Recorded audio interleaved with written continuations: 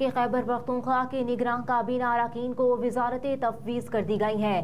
اعلامیے کے مطابق سید مسعود شاہ کو establishment and administration inter provincial coordination, justice retired Irshad Qaiser کو جیل خانہ جات ریلیف، سوشل ویلفیئر، زکوٰۃ و عشرہ، اسپیشل ایجوکیشن سمیت ویمن امپاورمنٹ کا محکمہ تفویض کر دیا گیا ہے۔ احمد رسول بخش کو خزانہ، ریونیو، ایکسائز اینڈ ٹیکسیشن اور نارکوٹکس کا قلمدان دیا گیا ہے، جبکہ زراعت، لائیو اسٹاک، ماحولیات اور وائلڈ لائف کی وزارتیں آصف رفیق کے سپرد کر دی گئی ہیں۔ اسی طرح ڈاکٹر نجیب اللہ اسپورٹس، یوتھ افیئرز اور سائنس اینڈ ٹیکنالوجی کے وزیر ہوں گے، جبکہ قاسم جان کے پاس ہائر ایجوکیشن اور ایلیمنٹری اینڈ سیکنڈری ایجوکیشن کا قلمدان ہوگا۔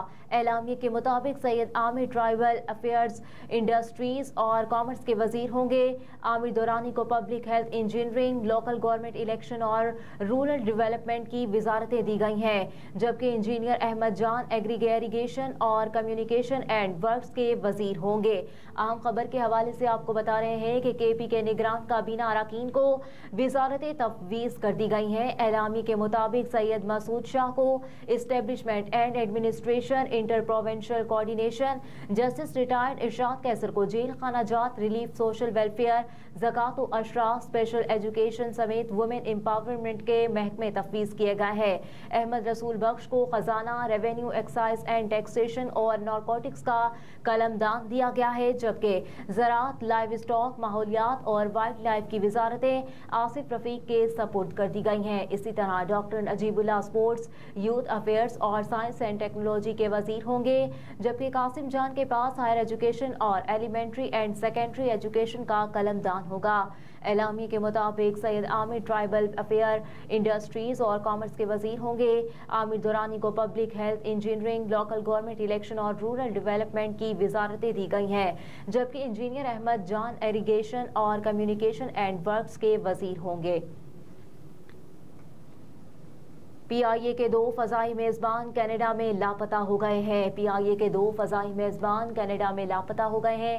ذرائع نے بتایا کہ کینیڈا میں سلپ ہونے والوں میں کیبن کریو خالد آفریدی اور فدا حسین شاہ شامل ہیں، اور دونوں فضائی میزبانوں کے سلپ ہونے پر کینیڈا کی مقامی اتھارٹی سے بھی رابطہ کیا گیا ہے۔ ترجمان پی آئی اے کے مطابق تحقیقات مکمل ہونے پر دونوں کے خلاف ضابطے کی سخت کارروائی ہوگی۔ اہم خبر کے حوالے سے آپ کو بتا رہے ہیں کہ پی آئی اے کے 2 فضائی میزبان کینیڈا میں لاپتہ ہو گئے ہیں۔ ذرائع نے بتایا ہے کہ کینیڈا میں سلپ ہونے والوں میں کیبن کریو خالد آفریدی اور فدا حسین شامل ہیں، اور دونوں فضائی میزبانوں کے سلپ ہونے پر کینیڈا کی مقامی اتھارٹی سے رابطہ کیا گیا ہے۔ ترجمان پی آئی اے کے مطابق تحقیقات مکمل ہونے پر دونوں کے خلاف ضابطے کی سخت کارروائی ہوگی۔ پنجاب میں 9 ماڈل زرعی اسٹرز کے قیام کا اصولی فیصلہ، حتمی پلان بھی طلب کر لیا گیا ہے۔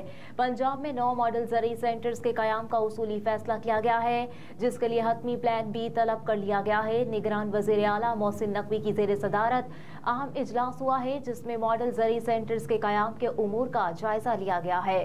اجلاس کے شرکاء کو اوکاڑا کے نواحی گاؤں میں قائم ماڈل زرعی سینٹر کے بارے میں بریفنگ دی گئی ہے۔ صوبائی وزیر صنعت و وزارت S M Tanveer, chairman planning and development board, secretary زراعت اور زرعی ماہرین نے وزیر اعلیٰ کی زیر صدارت اجلاس میں شرکت کی ہے۔ ڈویژنل سطح پر ماڈل زرعی سینٹرز میں کاشتکاروں کو تمام سہولتیں ایک چھت تلے میسر ہوں گی۔ ماڈل زرعی سینٹرز میں کسان کو بیج، کھاد، پیسٹی سائیڈ، زرعی مشینری اور آلات فراہم کیے جائیں گے۔ ماڈل زرعی سینٹرز میں پھلوں، سبزیاں اور دیگر اجناس کی مارکیٹنگ اور سٹوریج کی سہولت بھی مہیا کی جائے گی۔ ڈویژن کے بعد اضلاع میں بھی مرحلہ وار پروگرام کے تحت ماڈل زرعی سینٹرز قائم کیے جائیں گے۔ نگران وزیر اعلیٰ پنجاب محسن نقوی نے کاشتکاروں کو تمام تر سہولتیں ایک چھت تلے فراہم کرنے کے لیے جامع منصوبہ بندی کرنے کی بھی ہدایت کرتے ہوئے کہا ہے کہ زراعت کو جدید خطوط پر استوار کرنے کے لیے تمام تر اقدامات بروئے کار لائے جائیں۔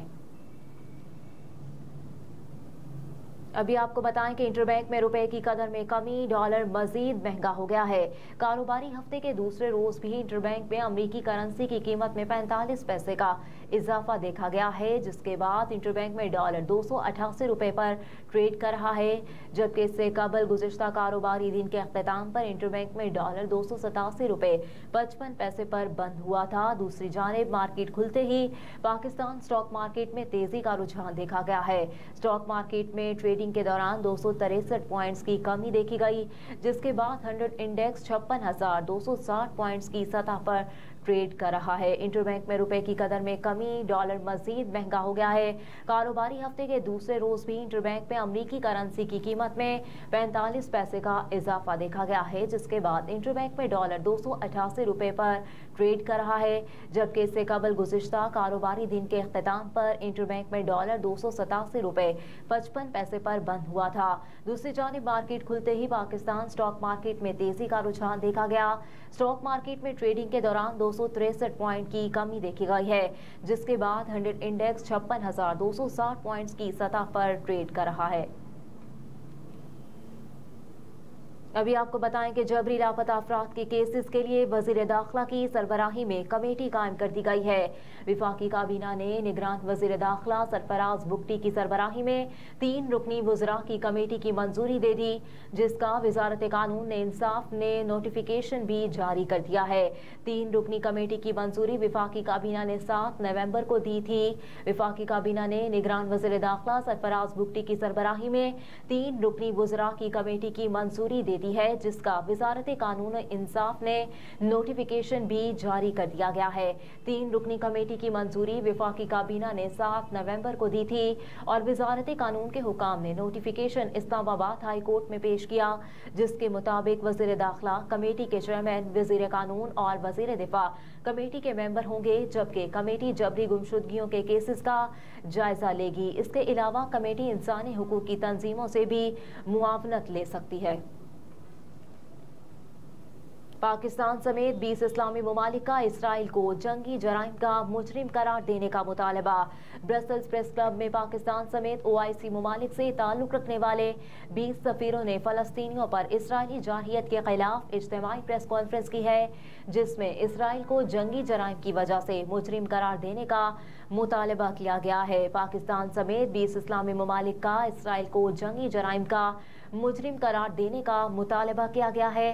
ब्रसेल्स प्रेस क्लब में पाकिस्तान समेत OIC ममालिक से ताल्लुक रखने वाले 20 सफीरों ने फलस्तीनियों पर इसराइली जारहियत के खिलाफ इज्तिमाई प्रेस कॉन्फ्रेंस की है, जिसमें इसराइल को जंगी जराइम की वजह से मुजरिम करार देने का मुतालबा किया गया है।